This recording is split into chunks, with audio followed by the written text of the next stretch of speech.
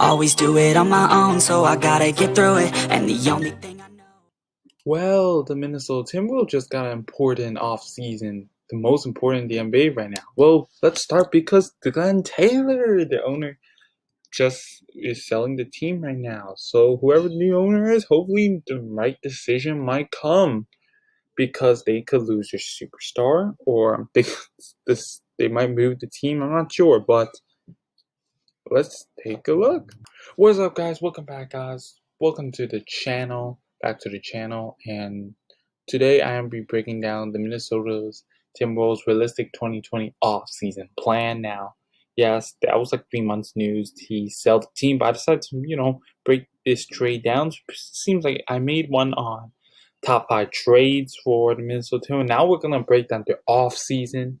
What are their focus, what they need, and yeah, so anyway, for the guys, so before we start, if you happen to enjoy this video, please smash this like button, please subscribe and turn on that notification. And where the people are new, my name is Master J. I break down, this is the NBA breakdown channel. I break down on NBA players, the teams, news that might happen, stats, their future, what could they potentially be, and an all-star or something, and more. So please don't forget to subscribe and drop that like and notification, and let's begin. So let's take a look at their offseason basic. That's where we usually start. And the Timberwolves, they had the first pick. Nice. They had that chance.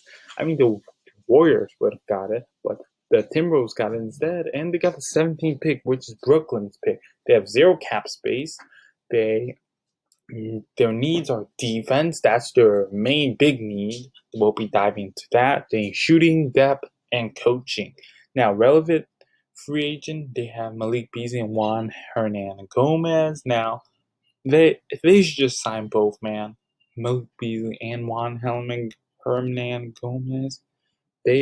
Ever since they've been traded to the Wolves, they've been skyrocketing in their careers right now.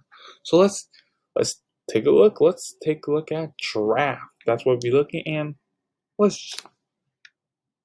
Now on all the rookies, yes, this year's draft isn't the greatest draft, and you know what they should? They should just trade out this draft for a star, for that third star they can win now, because they are potentially made a decision where they can win now.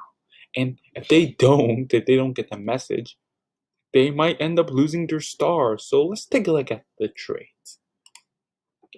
But before we do, free agents comes first. Sorry guys for exciting you there, but for free agency, they should take Derrick Jones Jr. Now for Derrick Jones Jr., he is he wasn't that great in his career, but he is a key role player for the Heat. Ever since he played for the Heat, he's a key role player. He puts on the show. Monster dunks.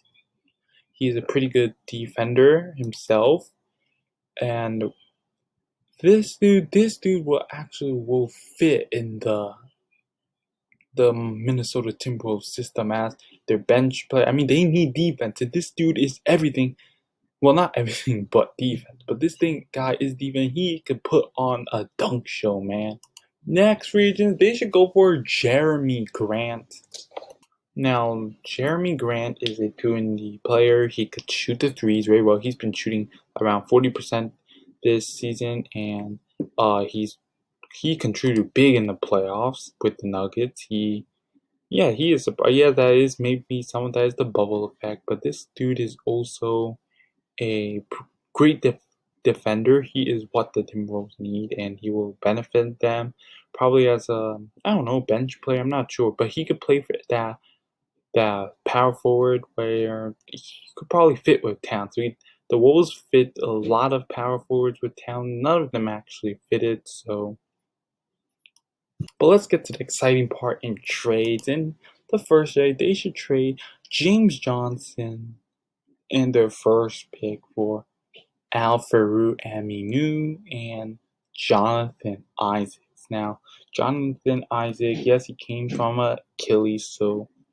I don't know if he's worth that first pick anymore, but this is, let's say this trade is before he got injured. Would this still work? Well, you might say, why are you giving a first pick? Yeah, this sucks, but it's the only way for work with the Magic's ever wanted to trade John Isaacs for that first because um he's a great pick for the Magic and he is worth that first pick. So the James Johnson, he's really for cap filler to fill in the caps, and Aminu, he's a key role player on a championship team, help out defense right there.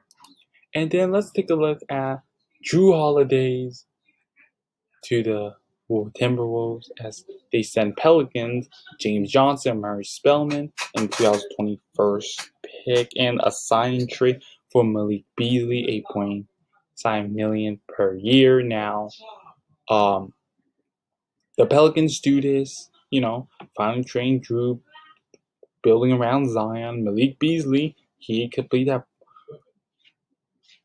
point guard. He could play that shooting guard that Drew would play, and he replaces Drew. He's still young, so maybe I see him as a potential star.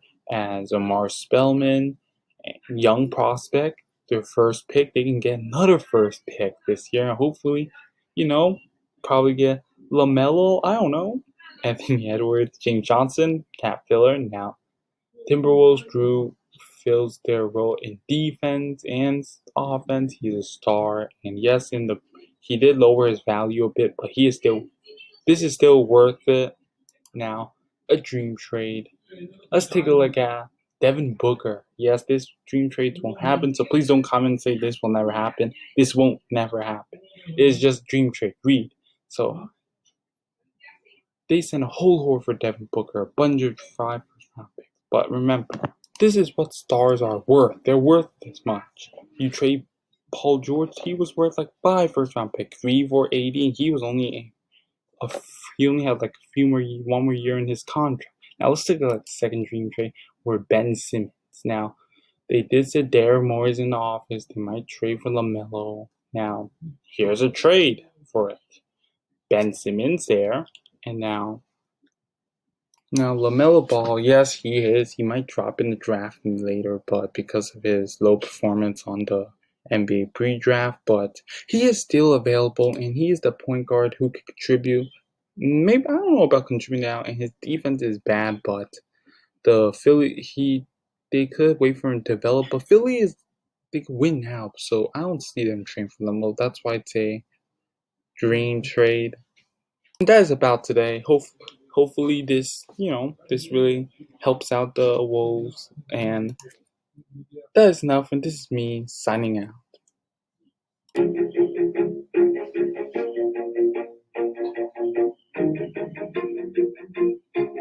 Always do it on my own, so I gotta get through it. And the only thing I know is to love what I'm doing. Never give up, never slow till I finally prove it. Never listen.